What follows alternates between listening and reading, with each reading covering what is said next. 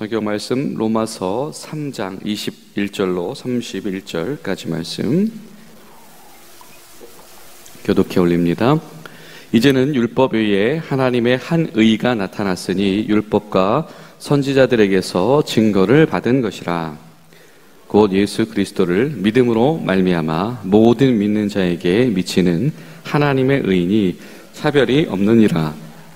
모든 사람이 죄를 범하였음에 하나님의 영광에 이르지 못하더니 그리스도 예수 안에 있는 속량으로 말미암아 하나님의 은혜로 값없이 의롭다 하심을 얻은 자 되었느니라. 이 예수를 하나님이 그의 피로써 믿음으로 말미암는 화목제물로 세우셨으니 이는 하나님께서 길이 참으시는 중에 전에 지은 죄를 간과하심으로 자기의 의로우심을 나타내려 하심이니 곧 이때에 자기의 의로우심을 나타내사 자기도 의로우시며 또한 예수 믿는 자를 의롭다 하려 하심이라. 그런즉 자랑할 때가 어디 있느냐? 있을 수 없느니라. 무슨 법으로냐? 행위로냐? 아니라 오직 믿음의 법으로니라.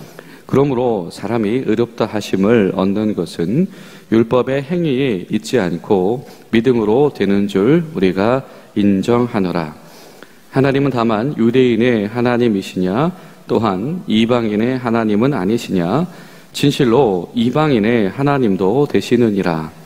할례자도 믿음으로 말미암아 또한 무할례자도 믿음으로 말미암아 의롭다 하실 하나님은 한 분이시니라. 그런즉 우리가 믿음으로 말미암아 율법을 파기하느냐? 그럴 수 없느니라. 도리어 율법을 굳게 세우느니라. 아멘. 오늘도 하나님의 은혜 가운데 하나님께서 우리에게 주시는 감사와 감격이 충만한 여러분 되시기를 소망합니다. 또한 또 새로운 우리 한 달의 첫날인데요, 하나님께서 우리 교회와 또 여러분의 가정들 가운데 특별히 여러분이 기도하시는 그 모든 지경들 가운데 하나님의 손길로 또 은혜의 선물로 주님께서 친히 만져주시고 채워주시고 또 회복해 주시기를 간절히 소망합니다. 의인은 없대, 한 명도 없다. 그래서 우리가 살아계신 하나님, 그 의로우신 그 율법의 기준을 제시하신 하나님 앞에서 우리가 진실로 그분 앞에 설 때 할 일은 바로 이 침묵하는 것밖에 없다.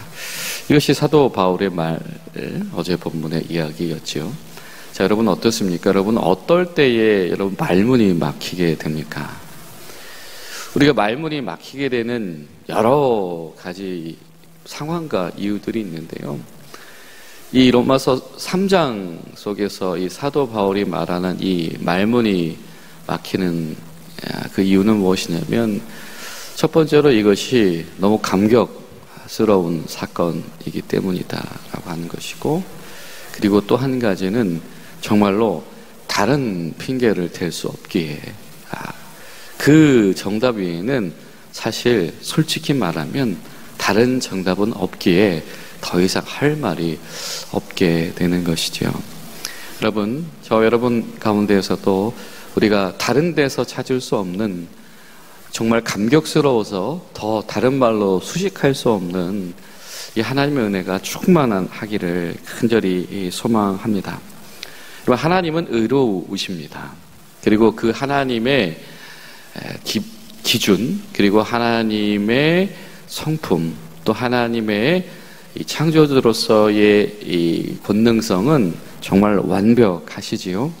그렇기 때문에 하나님은 하나님이 세우신 질서 참 아름답다, 보시기에 좋았다, 그리고 타당하다라고 하는 거에 있어서 그분은 조금도 변질되거나 오염되거나 하시는 분이 아니십니다.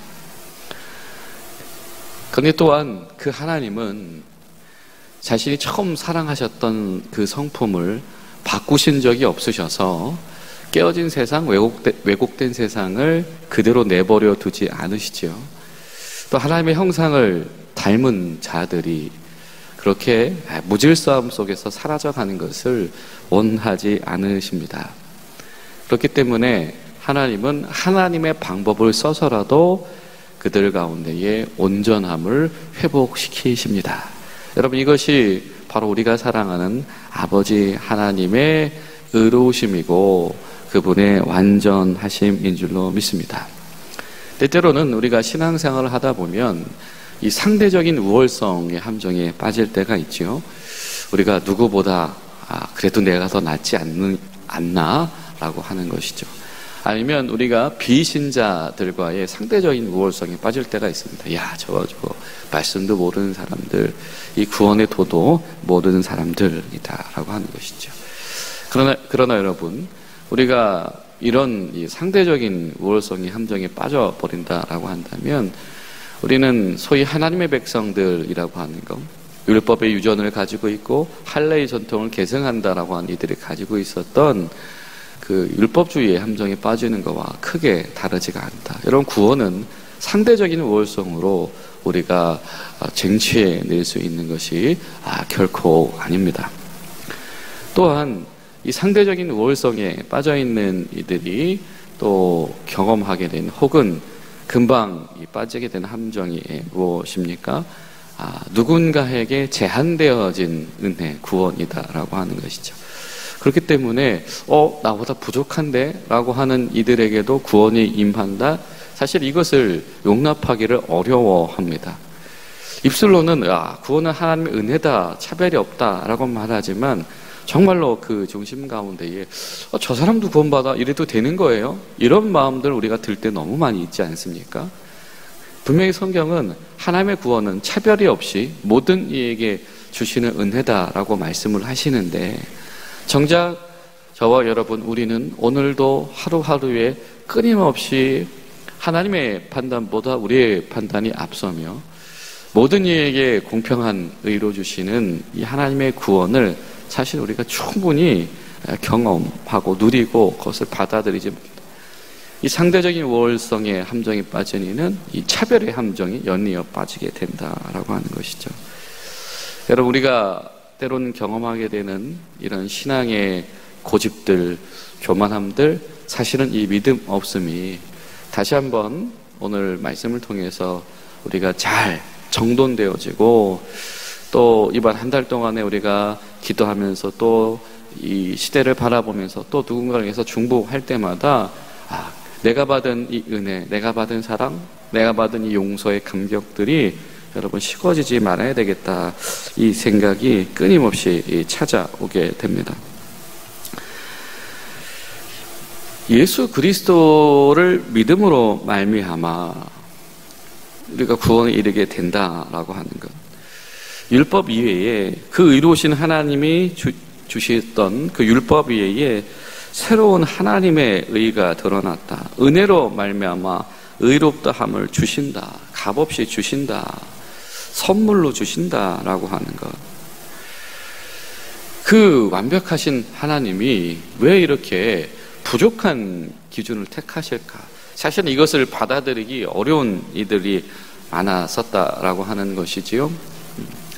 우월한 지성을 뽐내고 있었던, 저 샤머니즘적으로 막 그렇게 생활해. 이 사람이란 게 성숙하게 고찰도 하고 성찰도 하고 그러면서 해야 되지 라고 했었던 이들, 아니면 정말로 끊임없이 태어날 때부터 율법의 조항을 따라서 이것도 지키고 저것도 지키면서 누가 이 정도로 성실하게 종교 생활을 할까라고 했던 이들, 그 모든 이들에게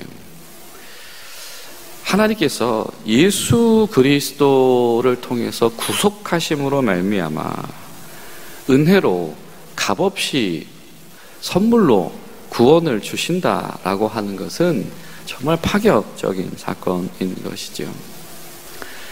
저렇게 그냥 저런 식으로 무식하게 종교생활하는 사람들도 구원에 이르는 거야? 아마도 이게 뭔가 좀 이 성숙하고 또 고등의 어떤 이 철학적인 세계관을 추구했었던 이들에게는 저는 아무 생각 없이 시키는 대로 하는 저들에게도 구원이 임한다고, 그것 참 이상하게 느껴졌을 것이고, 정말 일주일에 하루도 빠짐없이 말씀 가운데서 자신의 삶을 옥죄고 율법 가운데 살았던 이들에게 정말 지들 하고 싶은 대로 막 이런저런 생각의 나래를 펴면서 하는 저 사람들도 하나님 앞에서 하나님의 하자도 모르는 이들이 갑자기 구원을 받는다고 라고 했을 때 그것을 받아들이기 얼마나 어려웠을까. 그런 오늘 성경은 분명히 말하죠. 24절이 뭡니까? 자, 예수 안에 있는 속량으로 말미암아 값을 치르고 구원하심으로 말미암아, 그리고 그 값을 치러주심의 대가는 무엇이다? 모두에게 값없이 선물로 주신 것이다. 하나님이 대신 값을 치르시고 하나님께서 선물로 주신 구원. 그래서 이 구원은 차별이 있을 수가 없다. 왜? 하나님께서 다 해결하신 구원이시기 때문이다 라고 하는 것. 그래서 불의한 자들이 의롭다 하심을 얻게 되어졌다. 여러분, 우리가 의롭다 하심을 얻게 되어졌다. 하나님께서 선물로 주신 것을 받았다라고 하는, 소위 우리가 칭의라고 하는 이 파격적인 것이 여러분, 우리의 그냥 머릿속에 이게 기독교 교리예요. 구원은 그렇게 수행해서 얻는 거 아니에요. 구원은 그렇게 선행해서 얻는 거 아니에요.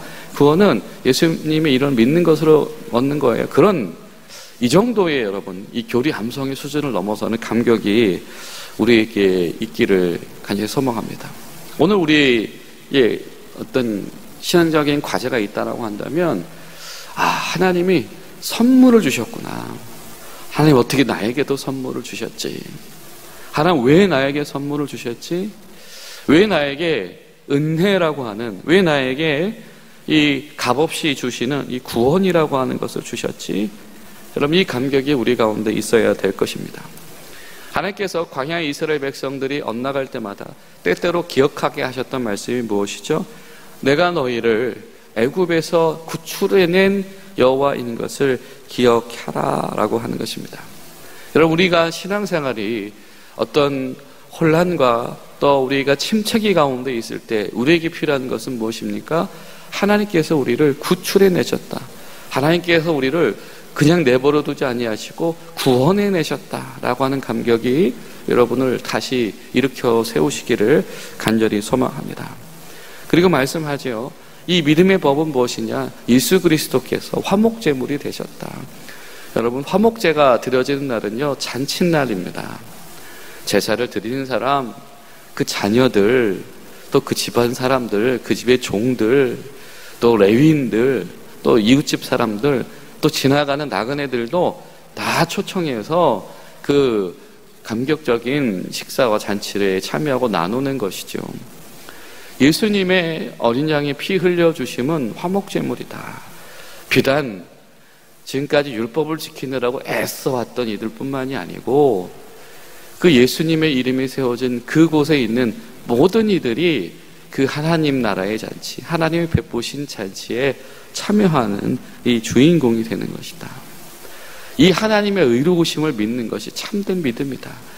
하나님의 의로우심은 우리의 생각보다 훨씬 크시며 하나님의 마음은 저 바다보다도 저 우주보다도 넓어서 이 모든 이들을 주의 형상대로 지으신 이들을 품에 안으시는 데에 조금도 부족함이 없다.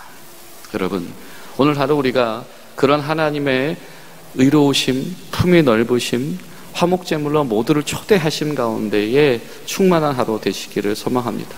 그래서 화목제물 대신 예수 이름을 가진 이들에게, 교회와 성도들이 서 있는 그곳 가운데에서 하나님의 은혜와 감격을 경험한 이들이 서 있는 그곳 가운데에서 모든 이들이 그 화목의 유익, 그 은혜의 유익, 감사의 유익을 함께 누리게 된 그런 역사들이 여러분의 땅 가운데 있게 되시기를 간절히 소망합니다. 기도하시겠습니다. 살아계신 신실하신 아버지 하나님, 주님 감사드립니다. 우리를 내버려 두지 아니하시고 우리를 의로움 가운데로 이끌어내시는 하나님의 사랑, 하나님의 의로우심, 하나님의 의, 예수 그리스도의 화목제물 되신 우리에게 선물로 주신 값없이 허락하신 은혜의 감격, 하나님 이것이 오늘 하루 우리에게 충만하기를 소망합니다. 하나님, 우리가 상대적인 우월주의에 빠져서 적당히 신앙생활 하지 않을 수 있도록 도와주시옵시고 오늘 하루, 내일 하루가 주님 가운데서 충만하며 감격적인 성도들 될 수 있도록 인도하여 주시옵소서. 또 특별히 새로운 한 달을 시작합니다. 주님, 하늘의 문을 여시고 은혜의 은혜를 더하셔서 우리 공군 중앙교회에 속한 한 사람 한 사람 모든 가정들이 오직 하나님의 은혜로만 가득하도록 인도하여 주시옵소서. 예수님의 이름으로 기도하옵나이다. 아멘.